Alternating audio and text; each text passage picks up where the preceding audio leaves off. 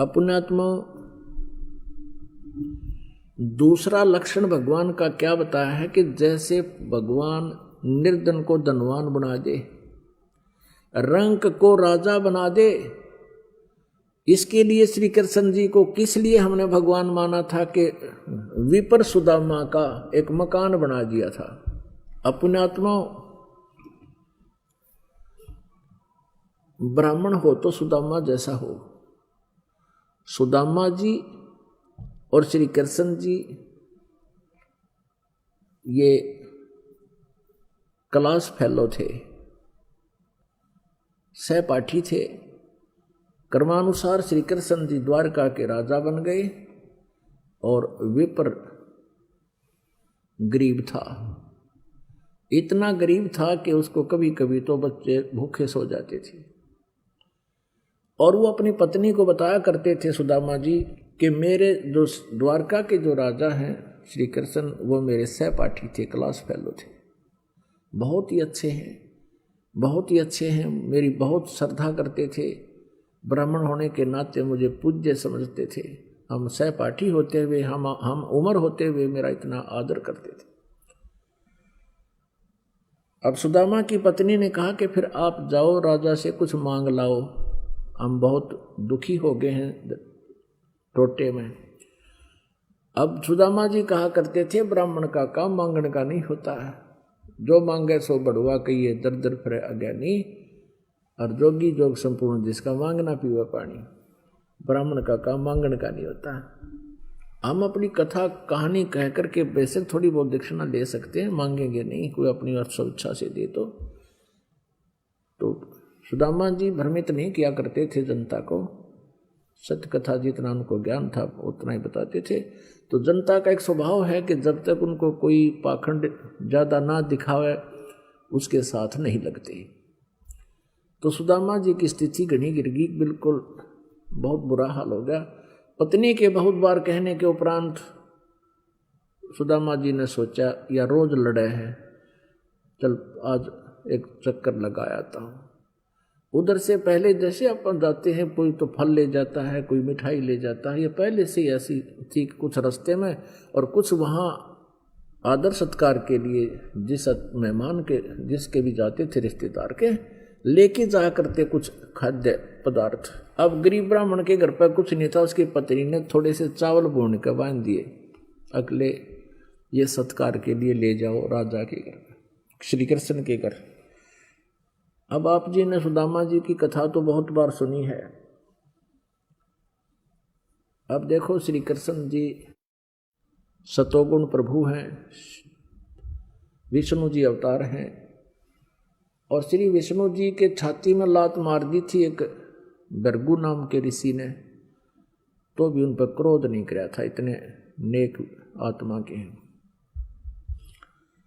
अब सुदामा जी के फटे पुराने कपड़े द्वार पे जाके खड़ा हो गया, महल के राज दरबार के द्वार पे। उनको कहा कि जाओ भाई कहो श्री कृष्ण जी के आपका मित्र सुदामा आया है। श्री कृष्ण जी को पता चला, तभी नंगे पैरों भागा आया, अपने सहपाठी को लेकर साथ गया अंदर महल में। अपुण्यात्माओं, श्री कृष्ण जी ने पूछा कि और मित्र सुना, बच्चे परिवार कैसा है? तो सुदामा जी ने कहा भगवान आपकी रजा से सकुशल है, किसी चीज का कोई अभाव नहीं है, आपका पंजा तो हमारे सिर पर है। अपुण्यात्माओं, ये भी ब्राह्मण हैं, श्री सुदामा जी ब्राह्मण हैं। उनका मुंह नहीं फटा कि तू कुछ पैसे दे दे, कुछ धन दे दे मेरे को।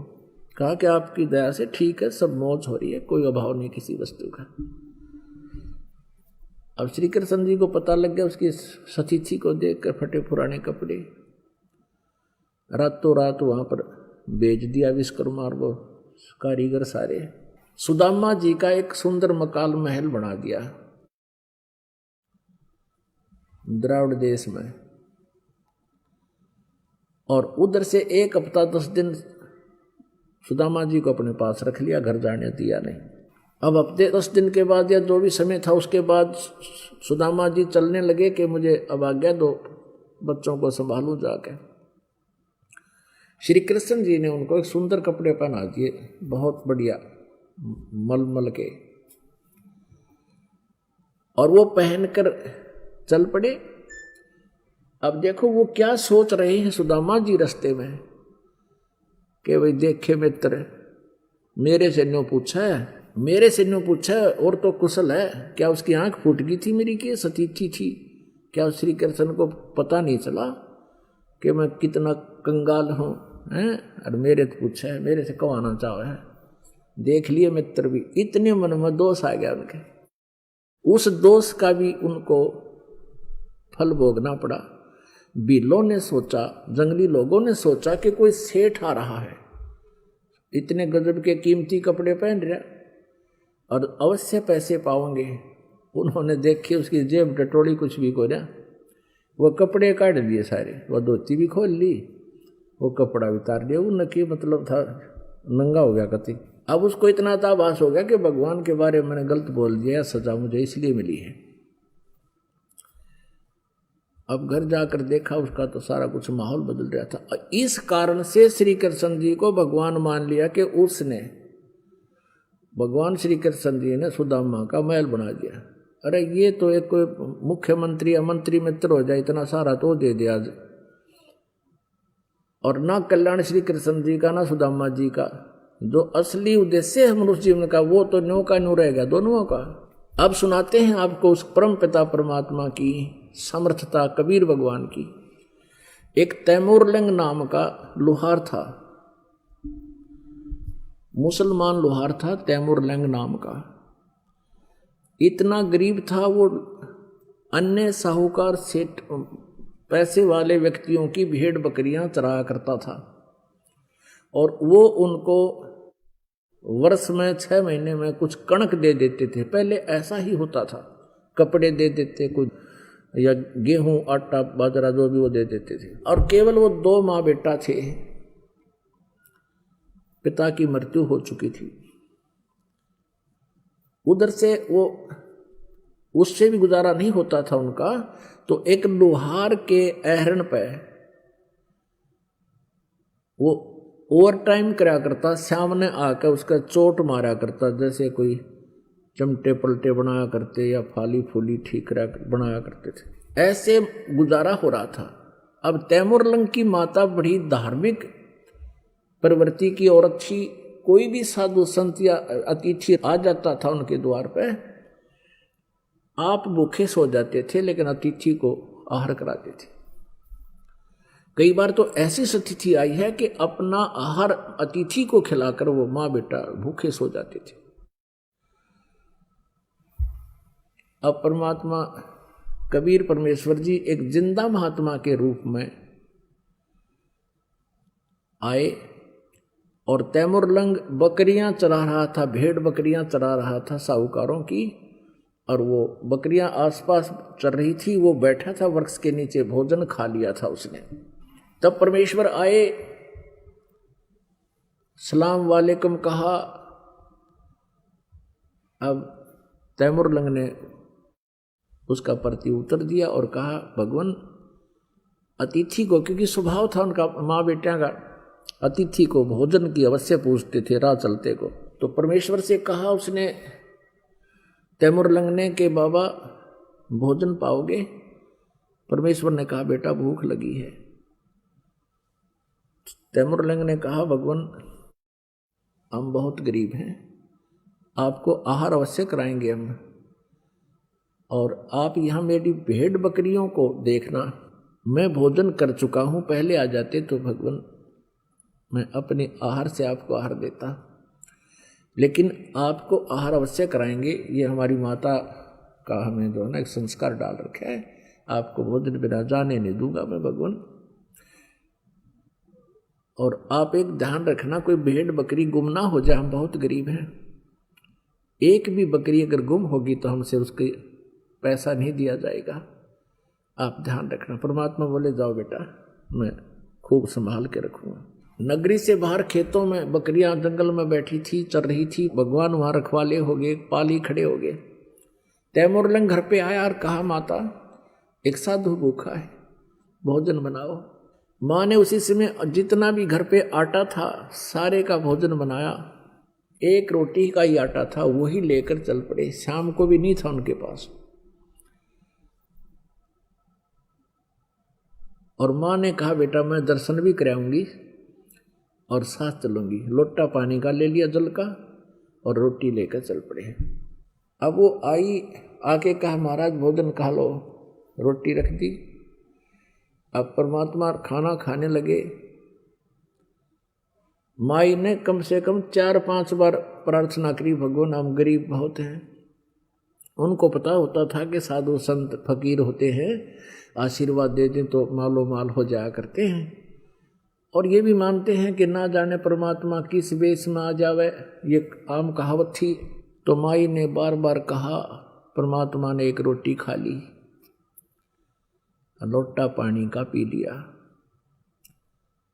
तब क्या किया, खड़े होकर के एक बकरी बंधन की बेल पड़ी थी चैन, वह अच्छी लंबी होती है, उसको ऐसे 3-4 बार इकट्ठा करके इतनी कर लिया जैसे मोड़ माड़ के। उस तैमूर लंग के कमर में मारी, 1 2 3 7 मारी उसके कमर में, और फिर लात मारी, मुक्के मारे। अब माई ने सोचा यो बाबा जी चंगर गया, तूने कई बार इसको टोक दिया ना, हमें धन दे दे धन दे दे, हम गरीब हैं। ये मेरे से जो है ना नाराज हो गया और मेरे बेटे को पीट डाला। तो कहा महाराज जी मेरे बच्चे से क्या गलती होगी, इसको किस लिए पीट रहे हो। तो परमात्मा ने कहा कि माई जो पहले मैंने 7 ये सांगल मारी है ना, बेल मारी है, ये तेरे बेटे को 7 पीढ़ी का राज दे दिया, तेरे वंश को 7 पीढ़ी का राज बख्श दिया मैंने। और 7 पीढ़ी के राज के बाद फिर तुम्हारा राज्य जो है छोटे छोटे टुकड़ों में बट जाएगा, इसलिए लात और मुक्के मारे हैं। अब तैमूर लंग की मां ने सोचा बाबा जी तो मेंटल है, ये तो पागल है, हमारे घर पर रोटी खाने का ब्योत नहीं, और 7 पीढ़ी का राज कैसे होगा हमें प्राप्त, ये कभी हो ही नहीं सकता। इतना सोच रही थी, इतने में परमात्मा अदृश्य हो गए। पहले तो मालिक ने उनको शिक्षा दी थी कि भाई तुम किस धर्म से बिलोंग करते हो, किससे संबंधों ने बताया था कि हम मुसलमान हैं। परमात्मा ने कहा मुसलमान वो है जो मांस छू है नहीं, और तुम मांस खाओ। नबी मोहम्मद नमस्कार है, राम रसूल कहाया, 1,80,000 को सौगंध जिन्हीं कर चलाया। अरस कुरस पर अलह तकत है, खालिक पर बिन नहीं खाली, और वो पैगंबर पाक पुरुष थे साहिब के अब्दाली। और क्या बताया परमात्मा ने कि हम मोहम्मद को वहां ले गए अपने लोक में, इच्छा रूपी वहां नहीं रहे हो, उल्ट मोहम्मद मैल पठाया, गुज बीरज एक कलमा लाया, रोजा बंग नमाज कही रे, बिस्मल की नहीं बात कही रे। ये जो तुम गऊ मारते हो, बकरे काट कर खाते हो, ये आदेश नहीं है तुम्हारे हजरत मोहम्मद का, उसने तो रोजा बंग और नमाज यही कहने करने को कहा था, अब तुम ये गलत कर रहे हो। और परमात्मा ने कहा था कि नाम लो तुम दोनों जने, मैं उपदेश मंत्र दूंगा, मंत्र करना और तुम माला माल हो जाओगे, ये कौन सी बात है। लेकिन मांस नहीं खाओगे, कोई जीव हिंसा नहीं करोगे। अब उन्होंने सोची भाई किसी तरह हमारा गुजारा हो जाए, और ये सारी यहाँ भर ली थी, नाम ले लिया था, तो परमात्मा ने रोटी खाई थी, और खाना खा कर फिर मारे उसका लात और गुस्से सांकड़। फिर महाराज ने परमात्मा ने कहा कि तेरे बेटे को 7 पीढ़ी का राज दे दिया। अब वो बुढ़िया का गले नहीं उतरे, क्या सारी झूठ बोल रहे थे। जब वो अंतर ध्यान हो गए तब वो दोनों माँ बेटा कहे तो भगवान थे। और बेटा का माँ मेरा एक भी नहीं लगी, मेरे तो कति दर्द नाम का चीज नहीं, मेरा कोई महसूस नहीं हो रहा था, मैं मजाक कर रहे थे भगवंत। दोनों रो माँ बेटा कि हमने तो गलत बोल दिया, ये तो भगवान थे, अल्लाह की जात थे, कोई फरिश्ता थे। क्योंकि हम अल्लाह मानते नहीं ना, वो कहते भगवान आकार में आता ही नहीं। जैसी भी उनकी ओड़ी बोड़ी सोच थी, वो उस आधार से अपना संतुष्ट हुए। माँ घर न आएगी। अब क्या हुआ, कुछ दिन के बाद रात्रि में स्वप्न आया तैमूरलंग को, परमात्मा वही जिंदा रूप में दिखाई दी और कहा बेटा जिस अहरण पर शाम के समय जो तू सेवा करता है जिस लोहार के घर पे, अच्छा उस दिन उस तैमूरलंग जब चोटें मार रहा था अहरण के ऊपर गणते लोहे को सीधा कर रहा था लोहार, तो अहरण के पास चींटियों का बिल था, थोड़ी सी दूरी पे 5-4 फुट की दूरी पे, और उसमें से इतनी चींटियां निकलाई बहुत गुनी, आसपास में काली जमीन होगी। और वो क्या सोच रहा था कि या अल्लाह तेरी लीला तू ही जाने, एक सींग जितने बिल में ये करोड़ों चींटियां कैसे समा रही हैं। वो काफी प्रभावित सा हुआ उस दृश्य से।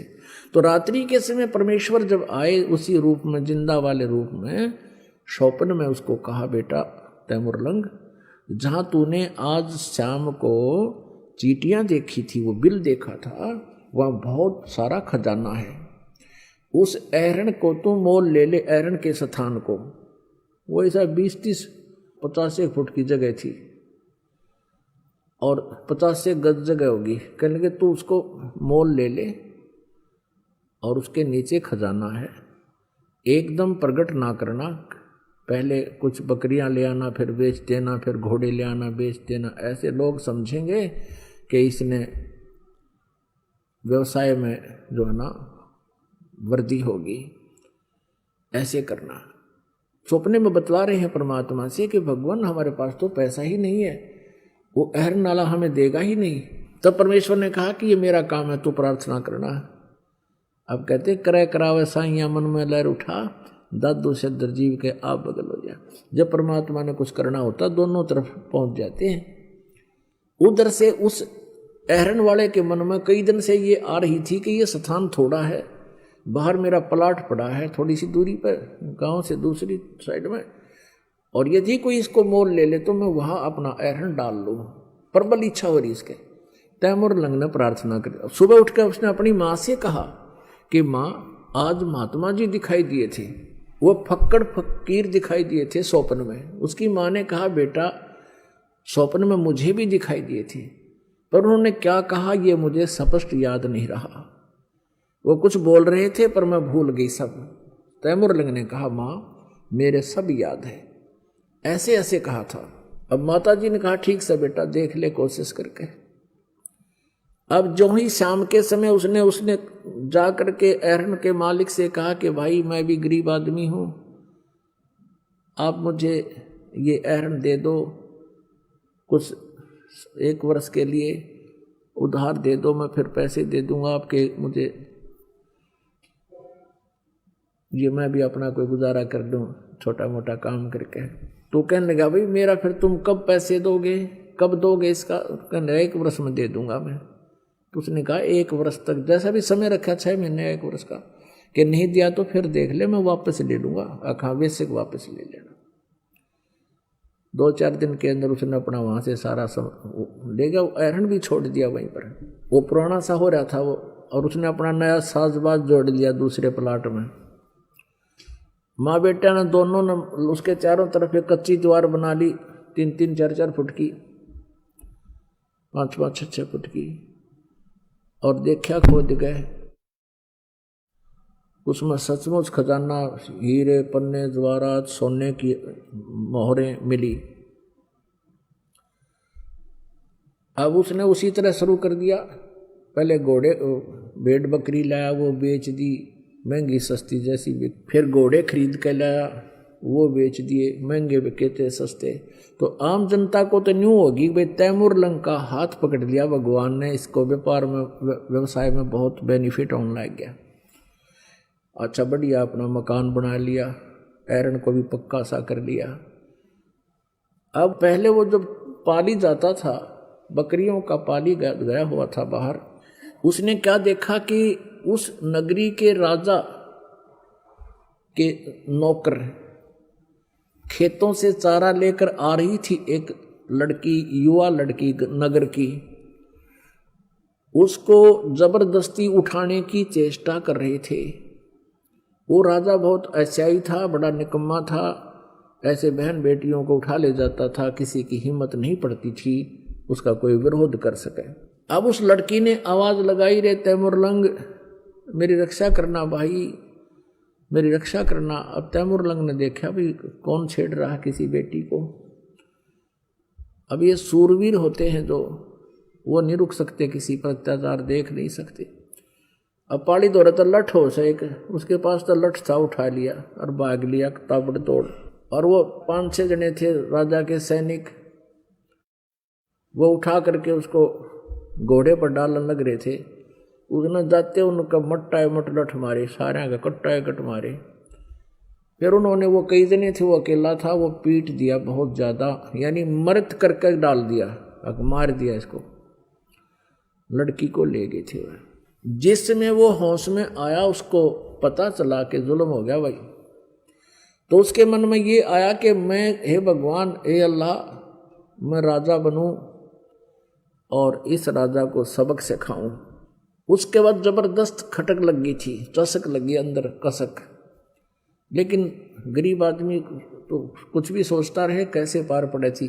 पर जब उसके पास ये धन हो गया, उसका फेरवा अंगड़ाई टूटी, क्या आशीर्वाद परमात्मा का। उसके वही एक टारगेट फिट हो गया कि मैं इस राजा के राज्य को प्राप्त करूँगा। उसने जंगल में, बहुत गहरे जंगल में जाके एक एरन डाल लिया, और एरन ले गया पाड़ का अपना करता है। और उधर से एक गांव के, नगर के युवा बच्चों से कहा कि भी ऐसे ऐसे देखो, ये राजा जो है बड़ा निकम्मा है, अपने गांव की आसपास के इलाके की बहन बेटियों की इज्जत लूटता है, इसने कूटांगे। सारे हो लिए तैयार, ठीक सब भाई। अब बालक हो है, युवा बालक, यंग ब्लड, उसने उनको समझा दिया भाई इसके लिए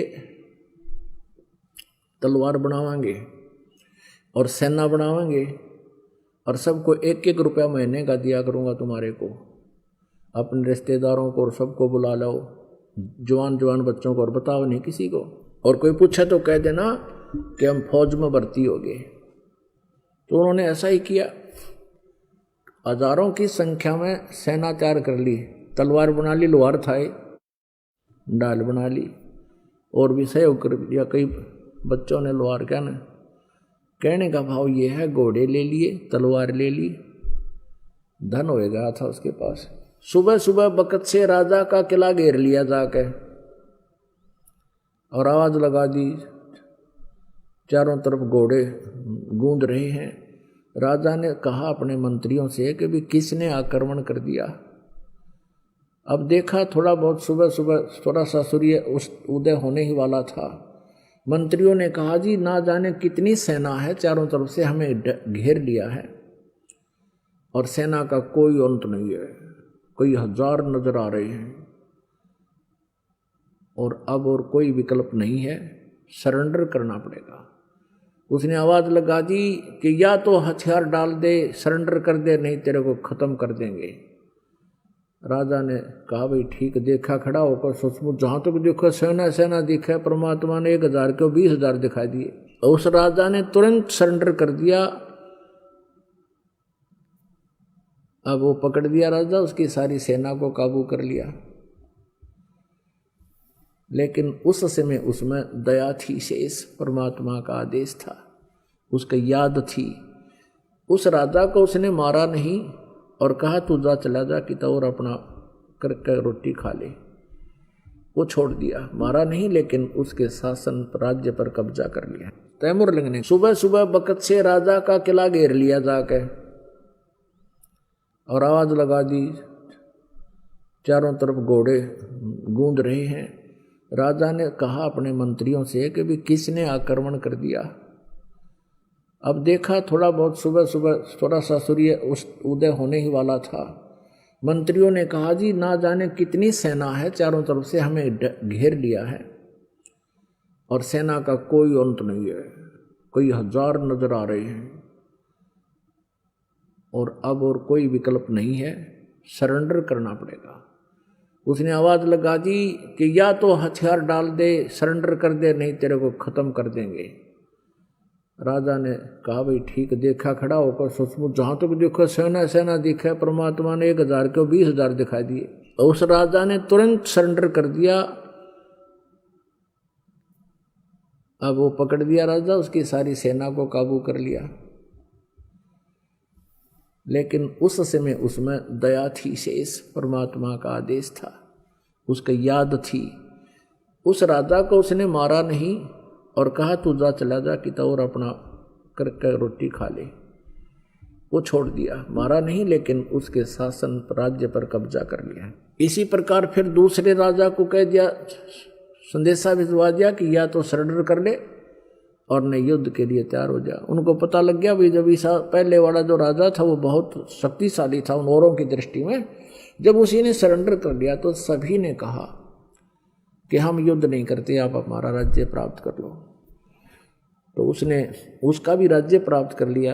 करने का भाव ये है, तैमूर लंग दिल्ली पहुंच गया। तैमूर लंग वहां से सेना लेकर के दिल्ली तक आ गया। दिल्ली के राजा को भगाकर उसको पराजित करके वहां अपना एक नौकर, जैसे वायसराय छोड़ देते थे पहले, ऐसे एक जो है सबॉर्डिनेट बैठा दिया वहां पर, उसको राज्य दे दिया वहां का कि तू 1 साल में मुझे इतना इतना इसका टैक्स देगा। और वो अंतर्गत रहा, अधीन था उसी के तैमूर लंग। अपनात्माओं तैमूर लंग से लेकर औरंगजेब तक 7 पीढ़ी यानी 7 पीढ़ी ने राज्य किया। औरंगजेब के बाद दिल्ली का जो राज्य था वो छोटे छोटे टुकड़ों में बट गया था। परमात्मा ने एक रोटी खाकर तैमूर लंग को 7 पीढ़ी का राज दे दिया।